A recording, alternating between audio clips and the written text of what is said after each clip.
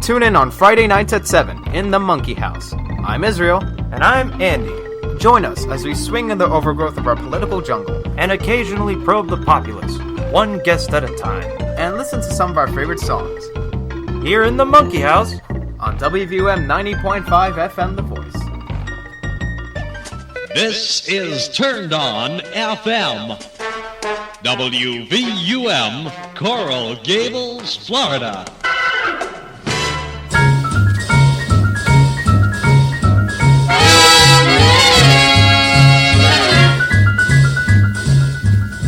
Each morning a missionary advertised with neon sign.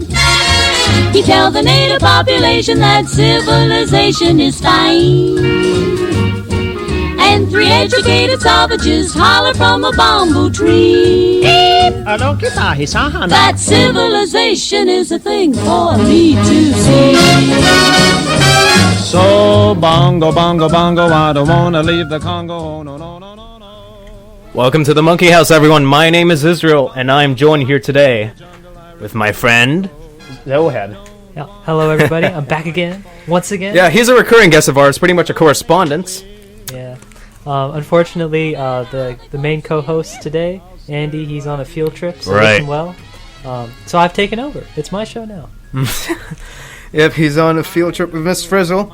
And, yeah, welcome to the Monkey House on WVM 90.5 FM The Voice, and I hope you're all having a wonderful evening.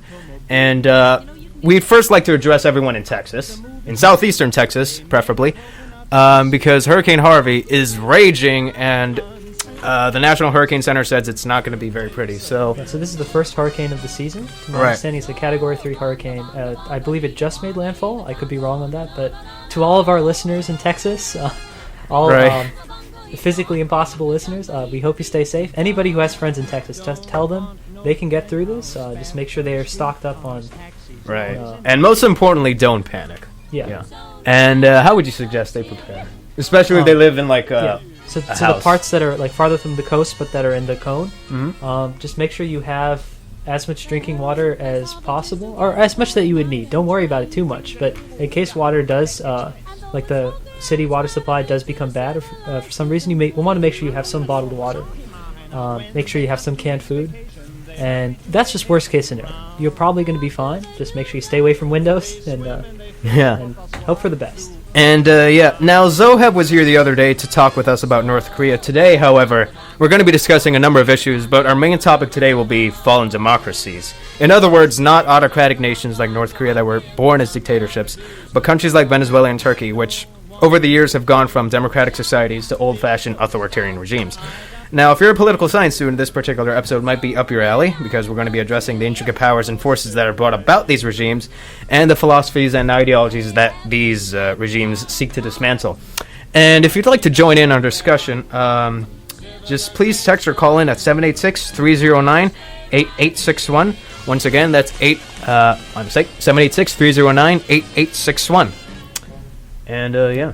So, I was told by Andy, he wanted to make sure he had some influence left over, to always check the news before coming on air. And we checked the news, and we hope we'll be able to get to all the discussion topics we plan to, but we may not. Yeah. Anyways, yeah, we will be right back. We're going to start off with a little song, and stay tuned, everyone.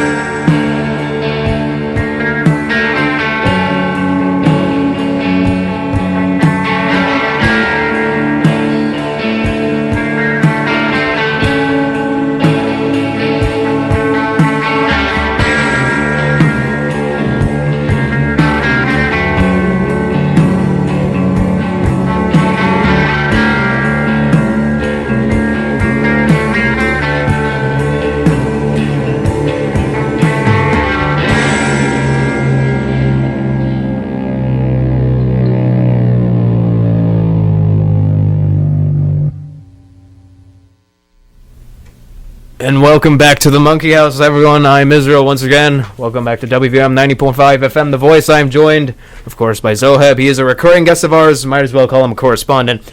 And we're going to talk about some recent news. We're going to address Venezuela in a bit, but we're going to start off with the transgender ban, which was an issue that we addressed a couple episodes ago, episode 4 or 5, something like that. And before, it was always an idea that was just kind of in limbo, because it was something that our president tweeted out in sort of a spur-of-the-moment thing. Yeah. You know, there was no official policy.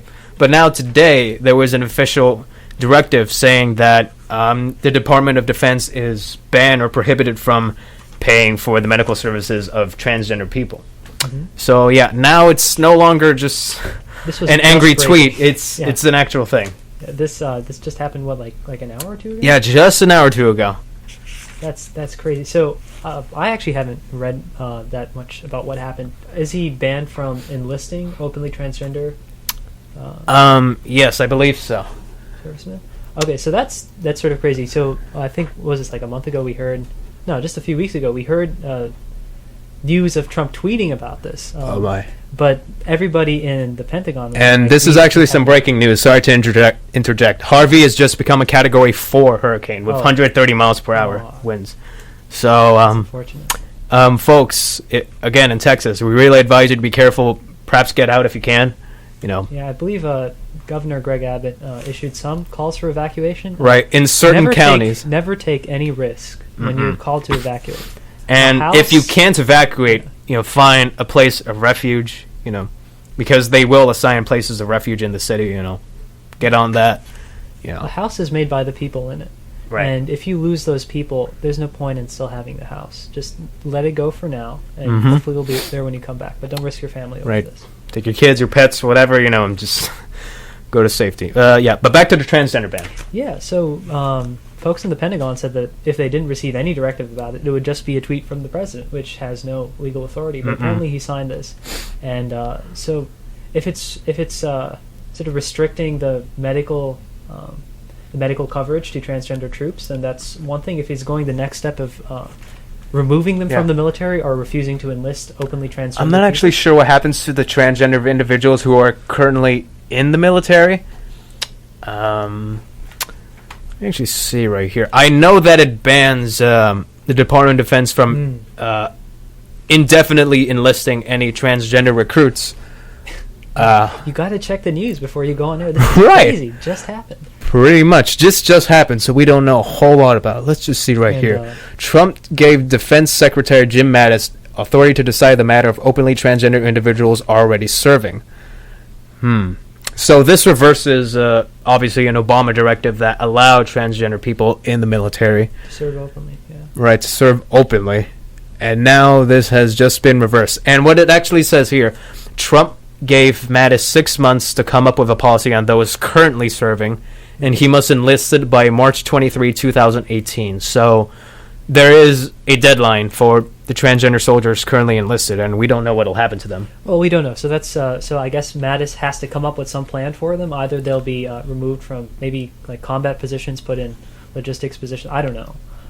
I hope cooler heads prevail because this is time and time again we've sort of seen analysis that said transgender troops aren't an issue for unit cohesion. We also see time and time again there are just not that many of them. Right. Like making this much of a fuss, hurting these people for what's ultimately a very small effect on our military, on our military's expenses. To me, it seems a little overblown.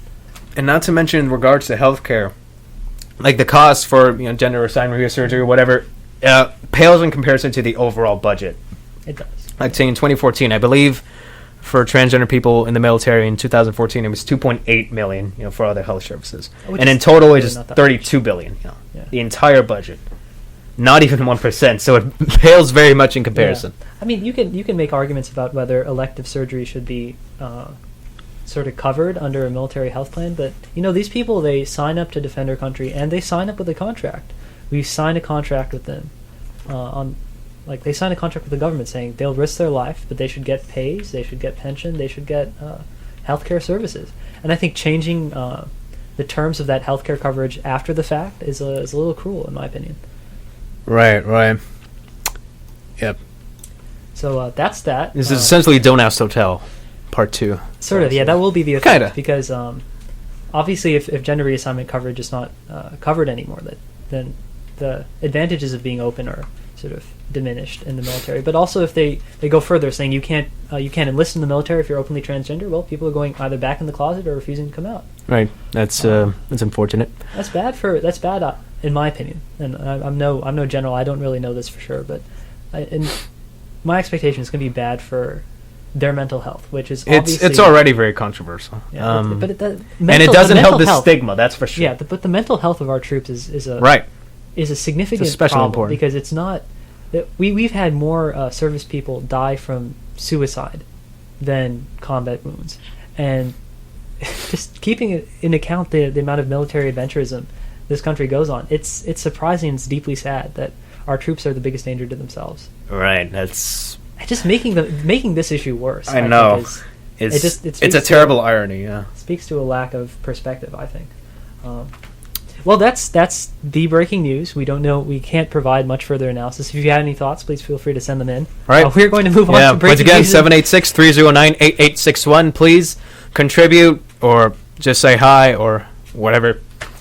We're going to move on to our next issue, which is I believe you mentioned something about Gary Cohn, right?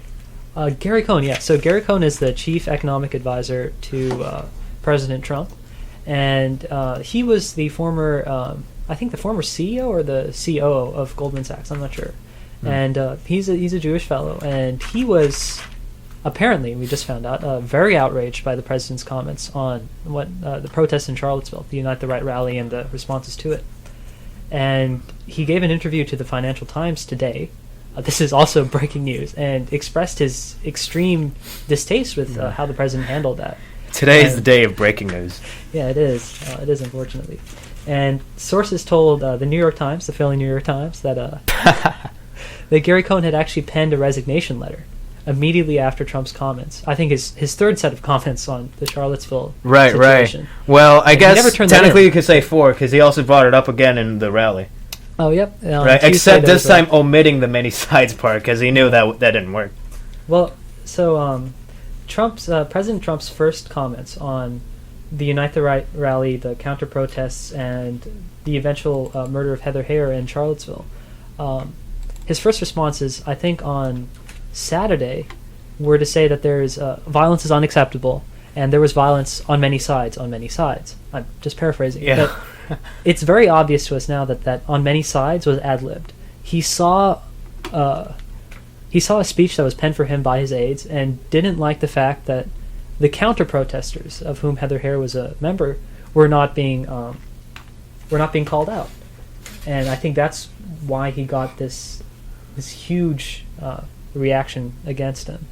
Apparently from his top aides as well. So that's something. There's also breaking news with North Korea. Last time I was on, I was asked to give a little commentary on what North Korea was up to. At that time, President Trump had said that if North Korea tries anything, they'd be met with fire and fury like the world's never seen, which is sort of obvious. Yeah. But at the same time, you don't want to escalate tensions with a country whose back is to the wall. And they went back by saying that they would come up with a plan to attack Guam. Yeah, they planned, they being North Korea, they said that they wanted to nuke Guam, to erase all life on Guam.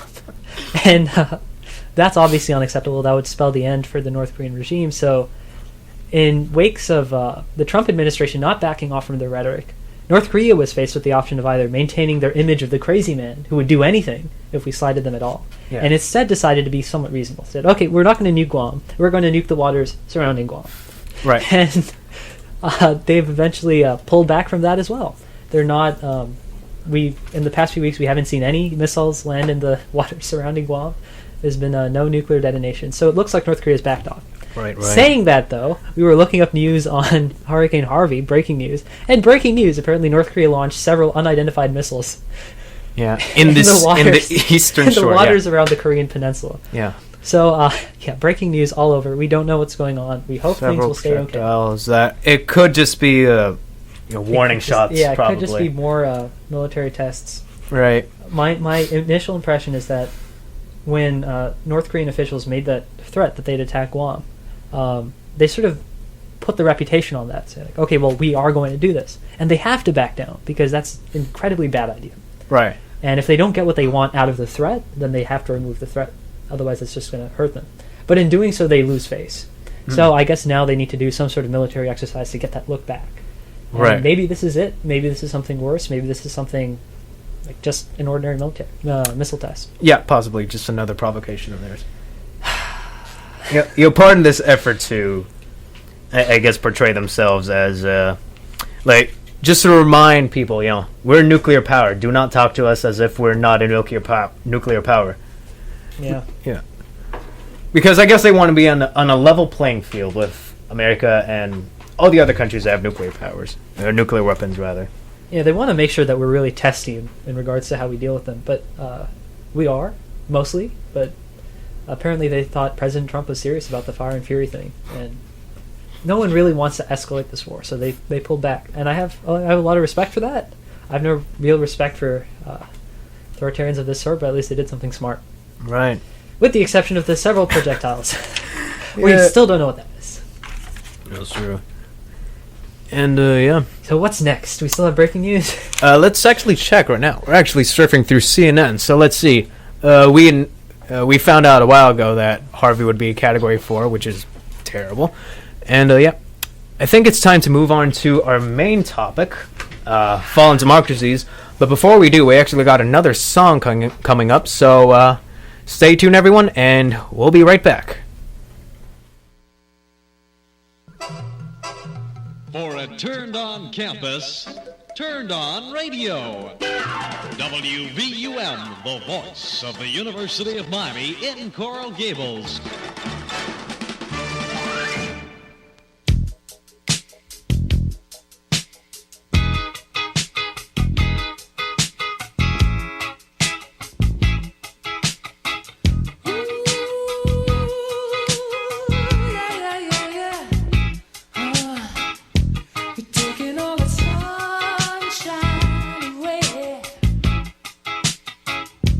Making out like a mainline.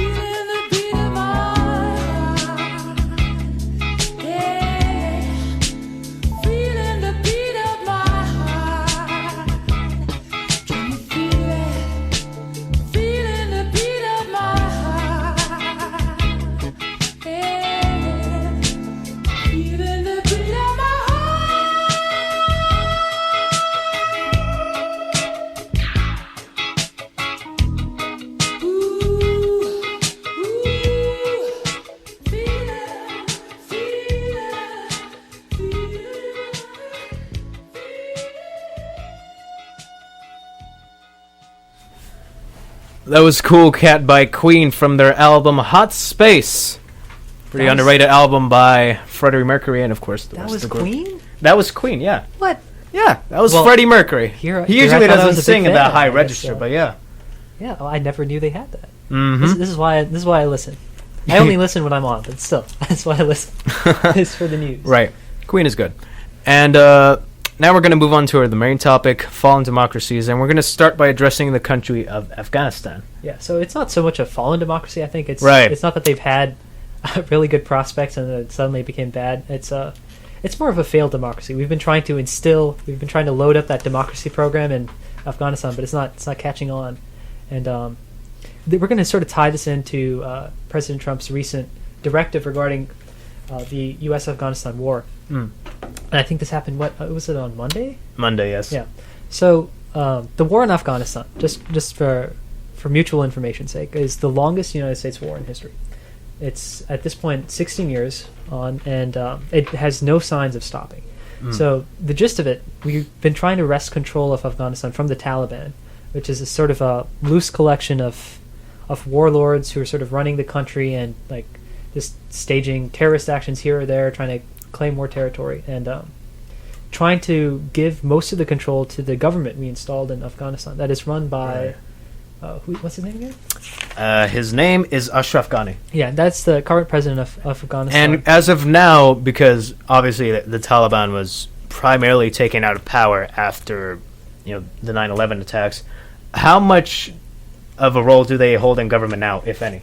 I don't think my understanding of this is sort of weak, but essentially Afghanistan, as that big block you see on maps, is controlled sort of half and half by the government in Afghanistan and the Taliban. So they have a lot of territory and they're holding on to it. And our main expedition in Afghanistan is trying to wrest control of like small portions of that map and giving it to the government and making sure that they can hold on to their territory. Right. So after destabilizing the Taliban under George Bush's efforts, President Obama ran into the same issue. He wanted to get out. He wanted to remove himself from Afghanistan, but the immediate prospects were that if America removes its military presence from Afghanistan, the Afghan government could not hold its territory, and the Taliban would just take over. That's kind of what happened with Iraq, right? Sort of. Some people say that Obama withdrew the troops too soon. Yeah, so we removed our troops, and then just insurgents took over most of the territories. Right. So that is, I think, pretty much exactly the right. way. And it would be like starting all over again. The Taliban would have control. Exactly. It's quite a lesson, and for the U.S. military. So that's been the situation for the past 14 years, basically. And the end goal for the United States has appeared to be, it's never been explicitly stated, but the end goal has appeared to be peace talks between the Afghan government and the Taliban to just try to make sure they can all come together, maybe as one cohesive unit, or maybe split the state up in two. We're not sure, but we want there to be peace talks so the fighting can end. And the peace talks between the U.S. government and the Taliban. No, the Afghan government and the Taliban. I think that's my understanding. Obviously, the U.S. would be involved, but we want to make sure that the it would be U.S. mediated, perhaps. Obviously, yeah, we would definitely have our fingers in the pies, but the whole tactic has been, let's just keep beating down the Taliban. Let's keep removing their territory. Let's make it harder for them to get new territory. So much so that they'll be forced to make peace talks. And that's been our strategy for almost a decade. And it has no signs of working, and it has no signs of progress. So when President Trump decided that he would have to announce his take on the Afghan war, a lot of people, I guess, were surprised and simultaneously not surprised that it's pretty much the exact same as Obama's. Right. He's committed new troops, not as many as Obama's. And mind you, contrary to what he said during his campaign. In the campaign, he made a big deal of saying, like, we should just get out, that this nation building is not working. And you see, there was some truth to that like there was no real progress made, but people were dying nonetheless. And his point then was that if we get out, we'll be back to where we started. But that is, at this point, the best we can hope for. He's sort of changed his mind now after talking to the generals, and he's decided to keep up with the status quo. And I think part of that might have to do with Steve Bannon's removal, which happened a week ago. Because Steve Bannon sort of believed in that campaign rhetoric that Trump used a lot more than... Like he was more of an isolationist. Yeah, he's definitely an isolationist. And Steve Bannon was basically supporting Trump in Trump's idea that nation building of any sort in any capacity in foreign countries is sort of a pointless affair. And with Steve Bannon's removal, that crucial voice was removed from Trump's. Crucial. I don't want to say that I'm a big fan of Steve Bannon. I'm not. Right. But still, that was that perspective that's no longer there in the White House. And actually, Breitbart, which is the publication that Steve Bannon manages again, has gone after Trump for this. Really? Which is interesting. They got a lot of readership as being a pro-Trump publication. But this is interesting, I think. And my take on it, the more I read about it, the less optimistic I become about our prospects in Afghanistan. Right. The previous leader of the Taliban... Because there doesn't seem to be an end game to this. It seems like it's going to be an indefinite war. It does seem like that because our end game is peace talks, but it seems like we're making negative progress towards that goal. The previous leader of the Taliban, let me get his... I think it's Mansour. Could you read his name, please? The leader of the Taliban, the current one? No, the former leader. Right, the former one who was killed in an airstrike 2 years ago. That would be Akhtar Mohammed Mansour. Yeah, so Mansour was the last Taliban leader. Well, I mean, he was the previous Taliban leader, but he was the only one of them that was willing to do peace talks. And we killed him in an American airstrike. And the new guy... the new guy's name... Complicated names. Hibatullah Akhundzada. Okay, this guy is not interested in peace talks at all.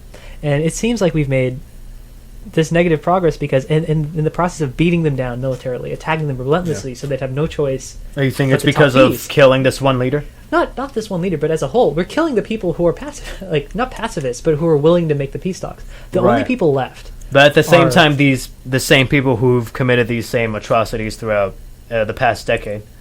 I'm just saying that when we put so Afghanistan it's kind of hard to this, make peace talks with a group like this. We're making the group worse. That's my claim. That Right. We're at the same time, our foreign policy isn't helping. Right. Yeah. Our foreign policy is explicitly killing the ones that were willing to talk, and the ones that replace them are not willing to talk. They're more extremist. The more we make Afghanistan a war-torn place with no optimistic prospects, the worse the people who take over become. They become more militarily focused. They become less diplomatically focused. They become more religiously extreme. They're more willing to commit terrorist attacks, not just against the Afghani government, but also against Pakistan. Right. Actually, as we're doing this, a sister group to ISIS, I forget what they're called, but it's basically called the same thing, but it takes place in a different province. Yeah. It's there's a name for it. I think we forgot to write it down, but they've actually sprung up in Afghanistan. So now we have three main groups: the Afghan government, backed by the United States forces, the Taliban, which has control over a huge amount of Afghanistan, and now they're being attacked from a more extreme side by ISIS-like people. Right. So there isn't much room for peace when people on all sides are forcing the Taliban to become more warlike. Right. So it seems, if anything, the time for peace is just becoming. It's amazing. Far ISIS and far out. is not only the opponent of the United States, but also the opponent of the Taliban, the Afghani government. I mean, it's sort of hardening in a sense that nobody really likes ISIS. But, yeah, of course. But still, I'm not optimistic about this. And then at the same time, you could just as easily say if we pull out, the Afghan government has shown extreme incompetence, and they're probably not going to be able to hold on to the territory. So definitely now is probably not the right time to pull out. But maybe there needs to be an end game. Or maybe, like Trump said in the campaign, that where we started was the best we can do, and just continuing to bleed out or continually to give. Right. Like there's only so much we can control, essentially. I think the phrase both Obama and Trump used in their speeches announcing increased military support in Afghanistan was, "We are not giving the Afghan government a blank check." But in a sense, that's what they're doing. Their stated end goals are practically unachievable. And by refusing to give up any territory they've won with blood and bullets, they're basically saying that we're going to keep supporting the Afghan government so that this equilibrium where the Afghan government controls like 30 to 50% of the Afghan territory is just upheld. Like we're just making sure that the fighting continues so that no significant change happens. Right. So as of now, you would say that there's probably no bright future for Afghanistan right now. There's no peaceful prospect. I think that's what I'm worried about. Well, of course, I don't know that. I hope things come out for the best. I hope that peace talks happen soon. But that is our goal, and I'm worried that our goal is not being best served by our actions. And what do you guys think about Afghanistan? Please call or text in at 786-309-8861. Or what do you think about just about anything else? Once again, that's 786-309-8861. So that's a democracy we tried to build, and that's in the process of falling down, but we keep like desperately putting new planks with new soldiers. Let's talk about a democracy that you know very well, that Right. it used to be good right. and is very much no longer. Yeah, we're going to be addressing the chaos in Venezuela, which appears to have reached its nadir, but each and every day it just seems to be getting even worse than that. You know, now that President Nicolas Maduro's Constituent Assembly or Constitutional Assembly has seized control of the powers of the National Assembly, you know, the government of Venezuela. So the National Assembly would be akin to the Congress. In the Right, United the States. Congress. And by stripping the National Assembly of its powers, it's given President Maduro boundless authority and his Constitutional Assembly to essentially remove anyone who dissents from them from their posts. So, for example, the prosecutor of Venezuela, the main prosecutor, was as Yeah, and he was arrested. Oh, sorry. she was an opposite. She definitely agree with this new extreme step that Venezuela is going into. So my very limited understanding, there was a legislative branch that was the National Assembly. And The National Assembly. And that was predominantly people Right. who were elected to oppose Maduro. Right. And he just swapped out one legislative body for another. Yeah. And he forced, he basically constructed this new Constituent Assembly. Yeah. And And most of mind the people who you, ran this were people who assembly, supported this new governing body was established by decree, which is unusual, extremely unusual, because normally if you want to change the constitution, you would have some sort of referendum to ask the people if they even wanted to be changed in the first Yeah. place. But this wasn't the case. Even though polls would indicate that most people would vote no against a change to the constitution, Nicolas Maduro continued to do it anyway, which has given him and all the people that he himself nominated extreme, endless so now power. he has control over all three branches because Right. I believe this was last year. He actually flipped the Supreme Court. He removed people who were or who he thought would not support him if any legal troubles came to be, and he just replaced them with people who would. Right, and just earlier today, the United States responded with economic sanctions. The first Yeah. wave of economic sanctions to finally come onto PDVSA, which is Venezuela's state-owned oil refineries, and with Maduro as well. And yeah, this is the first economic response to what's happening in Venezuela. In Might terms not of- be the last.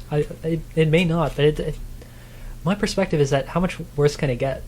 Like, Yeah, it's because we can try to impoverish the leaders of Venezuela, but they have control over an entire nation at this point. They can make themselves as relatively rich right. as they want. Like what these sanctions supposedly intend to do is strip them of being able to finance their power grabs, to be able to finance we these. froze their access to the Western financial system.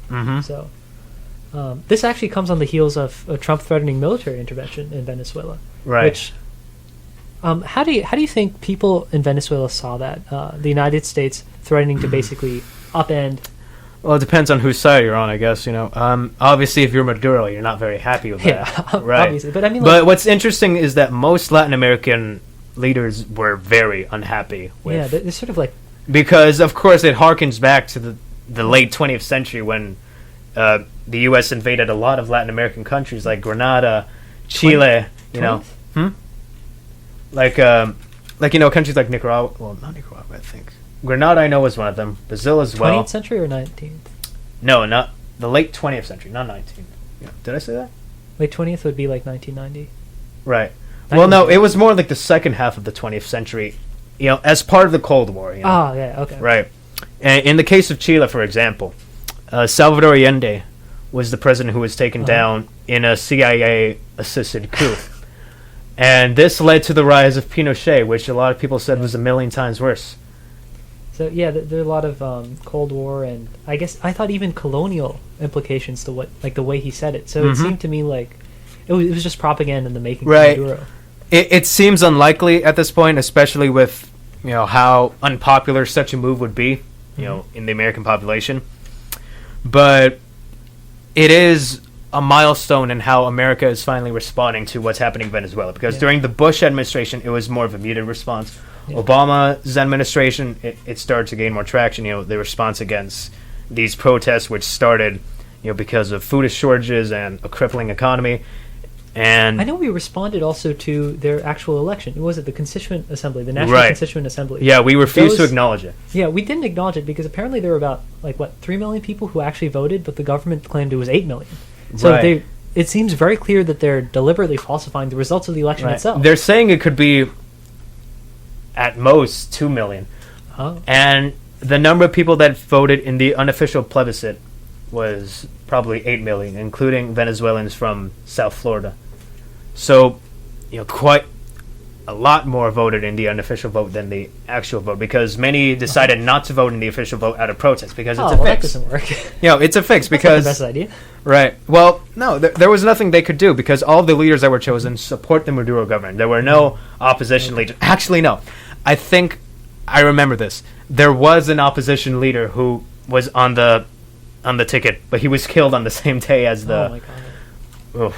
That's not even something you should laugh at. That's horrifying. And my understanding is that, in addition to political chaos in Venezuela, things are getting bad generally. So crime is up. Crime has always been up, but now it's dramatically high. Well, I guess what I meant to say is that the absurdity of the amount of crime in Venezuela is sort of matching the political chaos. Because I Right. think ultimately they were all started by the economic downfall that Venezuela experienced when oil prices crashed in 2015.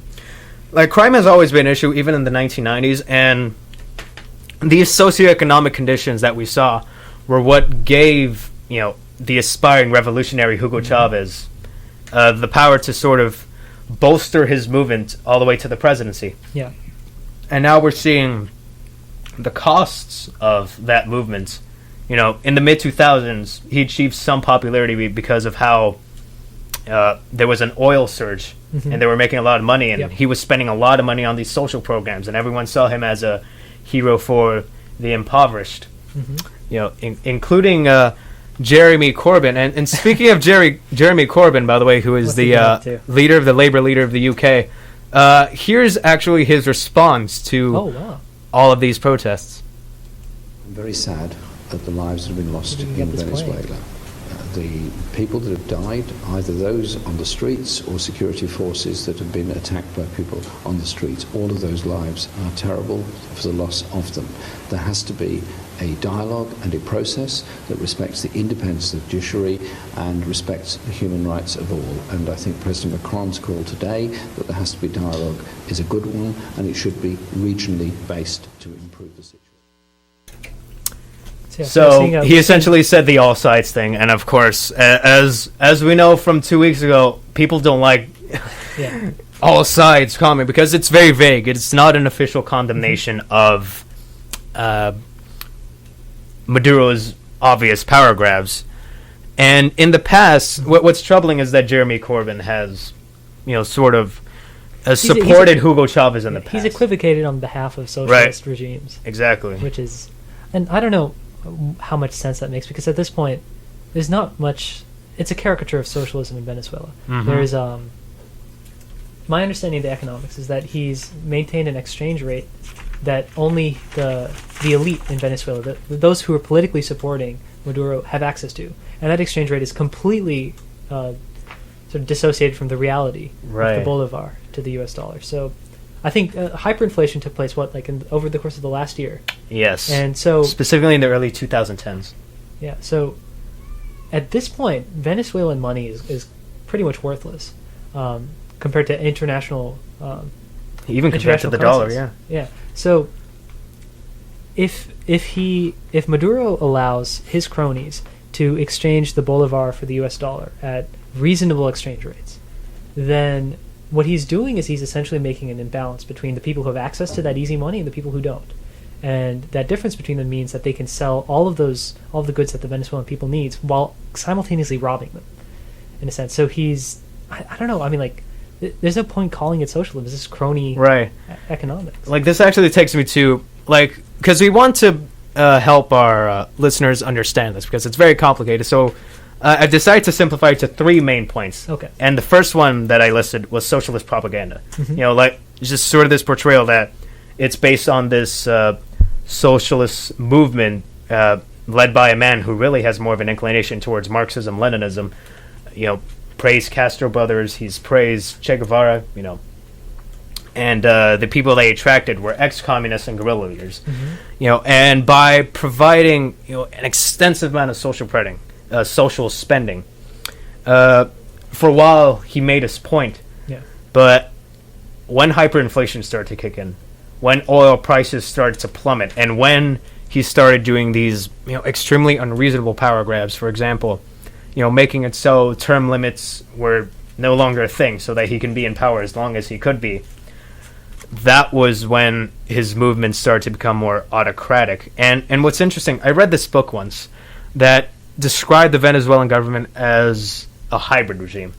In other words, a government that has some democratic qualities, for example, holding elections, even though some of them might say that they were fixed, while also doing these things like eliminating term limits, creating a constitutional assembly.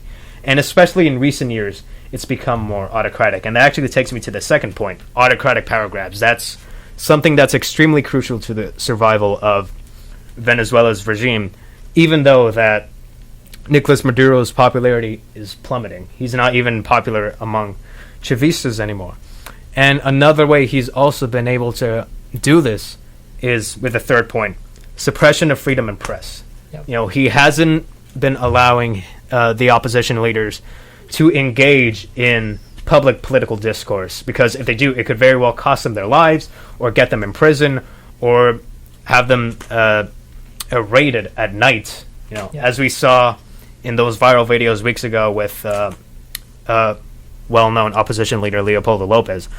So these are tools that are very essential and incremental to the survival of this regime that not only has bolstered itself up, but also refuses to listen to essentially every country in the world, or most countries in the world, especially on the Western Hemisphere. And now we're also seeing a rise in the number of Venezuelans that are leaving the country. We've seen a lot of Venezuelans that are going to Colombia. We've seen a lot of Venezuelans who are also coming, especially here to Miami, and to these other countries in a desperate attempt to flee. They're economic refugees. If you can't find food in your home, you have to leave. There's no other option for you and your family. And there's also this question that's been tossed around: should they get temporary protected status here in the United States? Because Cubans have it, Syrians have it. A lot of people from these war-torn countries have it. Should Venezuela have it? I believe that anyone who needs to leave their home because they can't feed their family, or because they're looking for better opportunities for themselves and their children, I think they should be welcome anywhere. Obviously, my view is not a very common one, but I think we should not have to carve out special exceptions for people who are trying to better themselves. I think we should just let it be, and in this case, they should have already had a blanket check to come to the United States. Right. And actually, right now, I'd just like to briefly address my relatives, most of whom are living right now in Venezuela. We don't talk very much, but I hope you're all doing well. No hablamos mucho, pero espero que todos estén bien.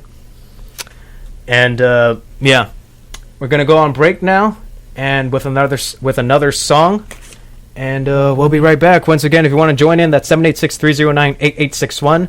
Thank you all very much. We'll be back. An unexpected 54-hour broadcast marathon.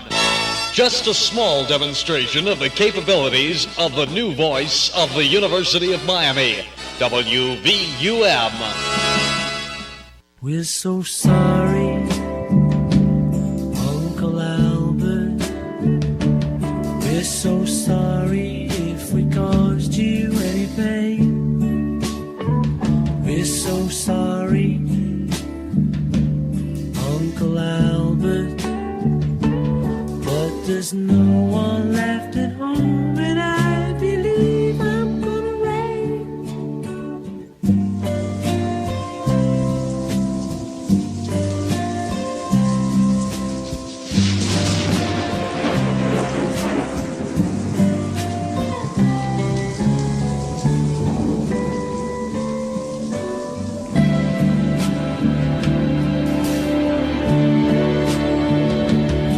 So sorry, but we haven't heard a thing all day. We're so sorry, Uncle Albert.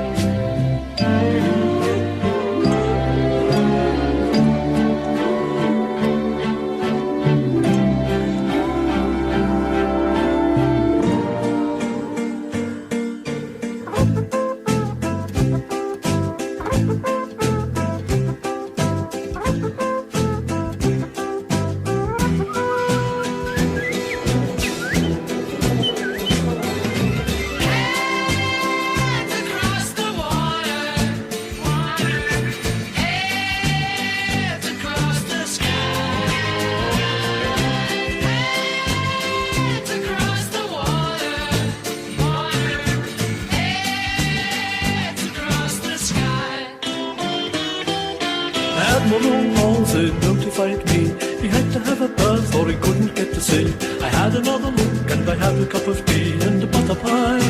Butter pie? The butter wouldn't melt, so I put it in the pie. All right. Hands across the water, water. Hands across the sky.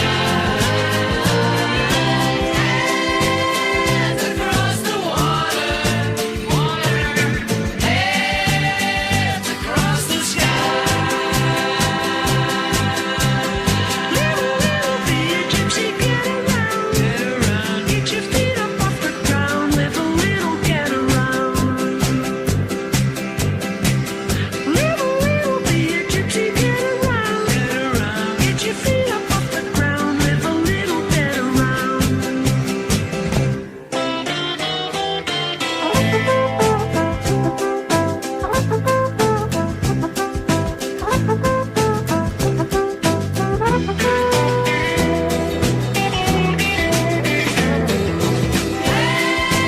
Hands across the water, water.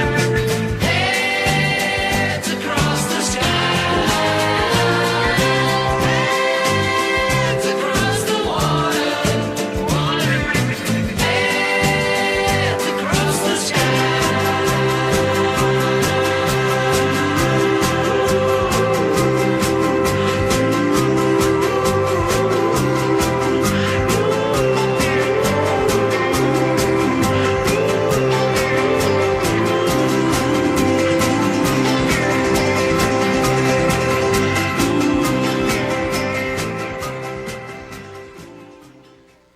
Welcome back to the show, everyone. That was Uncle Albert Uncle Albert / Admiral Halsey by Paul McCartney, straight off of his second solo album, Ram. I think I've heard of him, Paul McCartney. Yeah, it's some guy, some indie rock guy. Oh yeah, Paul McCartney is the man. So we're coming to you with a very quick update about those unidentified projectiles launched by North Korea. Right, and we got a quote straight from the Washington Post. Now keep in mind, Washington Post, notoriously fake news, but let's hear what they have to say. Now, they launched 3 missiles into the Korean Peninsula Sea, and the quote says, "The first and third missiles failed in flight, while the second appears to have blown up almost immediately," says the U.S. Pacific Command in Hawaii, which monitors North Korean missiles.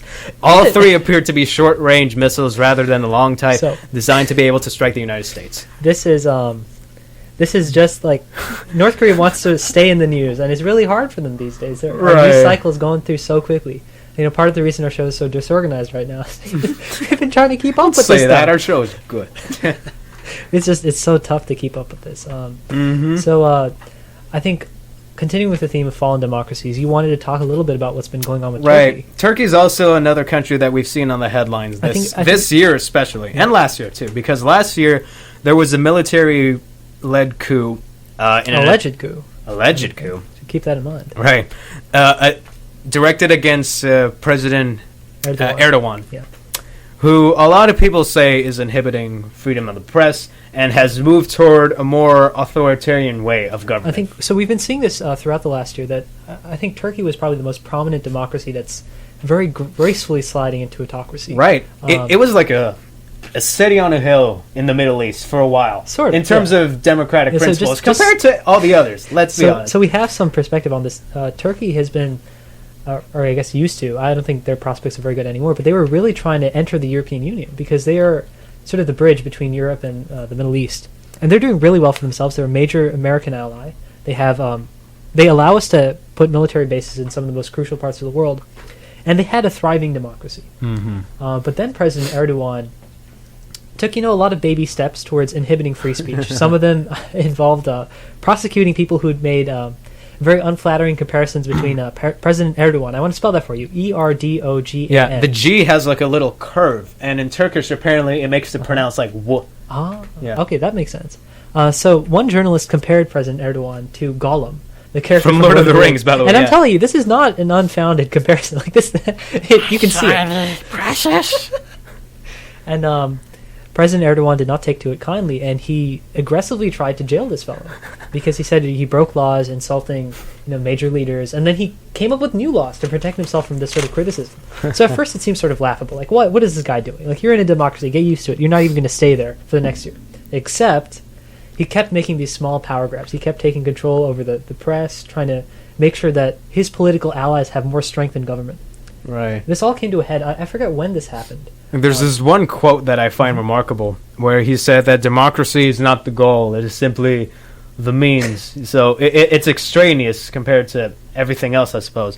And just earlier this year, there was a referendum held on whether or not the parliamentary government of Turkey should be changed into a presidential one. I guess somewhat like ours, where there are checks and balances and whatnot, except since this government is fairly new, there aren't really a whole lot of checks and balances There are yet. two predominant styles of government in the world. One is the American system, a presidential system, which I believe Venezuela has. And then there's the Westminster system, which was based off of the British style of government, where you have a parliament, which is basically like a Congress, where people are elected, and people join in parties. And if one party has a majority or can form a coalition with another party to form a majority, one member of those parliament folks is selected as the prime minister. Right. And the prime minister selects other members of the Congress to serve as... this is what we see in Canada and the UK, right? Yeah, and India, and it's a lot actually, of I think it's countries. more common Still very than the American prominent. system. I think it's more common than the American system. You see it in Australia as well. But the president exists as a person in this sort of style of government, but they are not as powerful as in the American system. So this change was yet another slide to ostensibly a democratic system, the American one, but this was Erdogan just seeking more power. I think before this happened, there was an alleged coup by the Turkish military to take over, and this was sort of a laughable coup because Erdogan had just flown out of the capital. I guess like half of the military apparently thought there was a coup and decided to storm the capital. Right. And then Erdogan flies right back immediately, no fear for his life at all, and puts down the military. And what was sort of strange about this is that it didn't seem to have any bite. For a coup, these things are really dangerous for democracies all the time, but this didn't seem to actually have any momentum behind it. Half the military didn't even know what was going on. It seemed to come out of the blue. And immediately after this happened, Erdogan used all the powers and all the political will after a failed coup to jail judges who he thought were supporting this, to jail military leaders who he thought were supporting this coup, but in reality he was going after people who he thought didn't support him enough. Do you think this coup had any effect in this year's referendum's results? I believe so. I think this was a false flag, and he used it to secure power in politics. For more support for his movement, essentially. Yeah, not just that, like popularly. Obviously, whenever a coup happens, you sort of want to side with the democratic side, and that's what the Turkish people thought. That's what happened in Venezuela as well in 2002 when there was a coup led against Chavez's government, and he was temporarily taken down from power, like for a day or 2 days. Okay, that's why I haven't heard. And there was a guy who was put up, but a lot of people didn't like him because it was very unorganized. Some people say he was extreme or whatever, and some people didn't like the image of a guy taking down a government like that. Of course. So there's obviously that backlash to a coup, but I think that's why Erdogan engineered it. Right. There's not that much definitive proof, but there's pretty much the consensus on what happened, that Erdogan set this up so that he can get some more popular will, so that he can purge the government of people who he thought weren't friendly enough to him. And at this point, there was a referendum. He's moving to a very presidential system where he has a lot more power. I think we're just seeing We're seeing a lot of familiar patterns between countries like Venezuela and Turkey, where you see the leaders gaining a lot more power, mainly by these, unprecedented power grabs. And it's very difficult for an American perspective because Turkey is one of our main allies. But at the same time, this sort of like flaunting of democratic norms is unacceptable, or at least should be unacceptable to us. So we're trying to sort of manage that gap. Like we're already seeing it unacceptable in Venezuela. I guess we're just going to have to see about Turkey. But our military alliance with Venezuela is negligible. Right. But our dependence and Turkey's dependence on us is extreme. So managing that is very interesting. And I feel very bad for the Turkish people. I had actually a professor who was from Turkey, and he was every day you'd see a sigh on his face because some new, very small slide towards autocracy was happening. And I think that the takeaway from today's show is that these things happen step by step. Right. It's a march towards dictatorships. And no step in isolation seems so severe. Like, even after the coup, it makes sense to remove people who wanted to raise their middle fingers at democracy. But it's just every day, like, well, was that person really a member of the coup? Or, like, did you really need to remove this general who was just on the sidelines? Did you really need to go that far? Do you really need to say, okay, journalists, you can't print this? And it's a culmination of all these small acts that removes people from their rightful place in government. And on that note, we're just going to be ending our discussion. Yeah, we're ending on the most pessimistic note possible. I know. We're going to be making this But, happen. it's hard to put a happy face on this. We hope that everything in Venezuela and Turkey turns out well. We can only hope at this point. And, thank you all for tuning in on this episode of The Monkey House. Next week, Andy will be back, and we're going to be talking about whatever. And I will be deposed. Zoheb will certainly be back at some point, so you haven't seen the last of him. Hopefully not. I'll be back. All right, so thank you all for joining us. Good night, and have a good one. 54 hours of continuous broadcast. WVUM's Operation Turn On Marathon. The pledge of service from the staff of radio station WVUM, the voice of the University of Miami.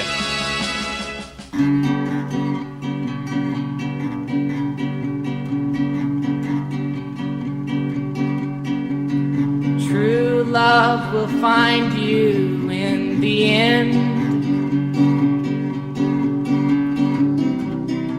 You'll find out just who was your friend. Don't be sad, I know you will. But don't give up until true love will find you in the end. This is a promise with a catch. Only if you're looking can it find you. 'Cause true love is searching too.